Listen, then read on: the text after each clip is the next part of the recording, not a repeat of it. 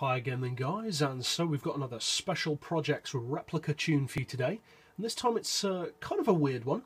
It's a replica that we can't really get spot on, unfortunately, because of certain visual parameters on the game, but it's a replica of the KTM X-Bow GT4 spec race car.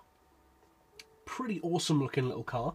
As I said, we can't get an exact visual replica of the car, of course, because the actual racing car has a roof and a windscreen for a start. But in terms of performance and spec, we can actually get it fairly close to the real machine. And it actually improves the handling of this car, at least in my opinion, immeasurably. So as far as the visual setup, there's not really that much to do on this car. All I've done is fitted the custom body kit and painted it chrome orange, which comes from the McLaren MP412C. So we'll go straight over to the garage for the mechanical setup, of course, and then out to the track to see what it can do. So specs for the X-Bow GT4 are a little vague, but from what I could gather about the car and from the regulations of GT4 racing, it's actually not far off a representation of what the real car could be like if it were on the game. So we've got racing soft tyres, obviously you don't have to have those. For suspension I've increased the front brake balance to 6, reduced the rear to 4. Ride height we've got as low as possible. Springs we've increased to 725 and 925, dampers to 5, anti-roll to 7, camber on 3 front and rear, neutral toe of course as always. For the gearbox we've got an auto setting of 180. Then we've rounded off the gears to 3150, 2150, 1580, 1220, 980 and 830 with a final drive of 3.8.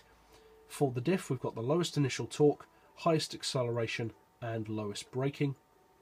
As far as power, if I remember correctly, I think I have given this an oil change, but just check that against yours just in case, because obviously once you've done it you can't take that back. So we've got the stage 3 engine tune, the race exhaust, and then reduce the power down to 90.4% to bring us down to the approximate power of the actual car and also to a more competitive 525 pp level. Unfortunately we can't adjust the downforce, which would have helped with a racing replica. You don't want to give it the weight reduction, and then you actually want to give it a 200 kilo ballast, which brings it up around a similar weight to the real car. And then we've put that all the way to the front of the car to give us a perfect 50-50 weight split. And I have to say, that weight ballast is what makes the biggest difference to this car's handling.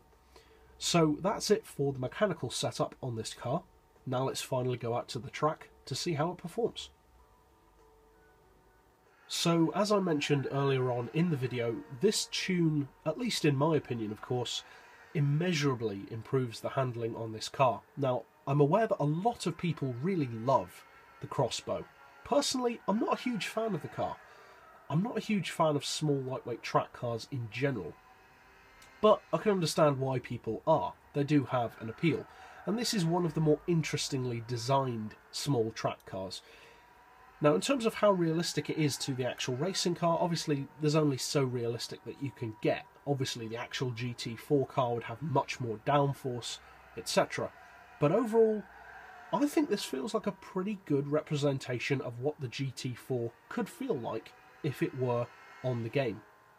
So, if you decide to try out this tune, I'd appreciate feedback on it. Do you think it's good? Do you think it's bad? Anything you'd have done differently? And if you're new to the channel, or just found this interesting or helpful in general, I put out special projects tunes like this multiple times per week, various other tunes as well. And as always, thanks for watching.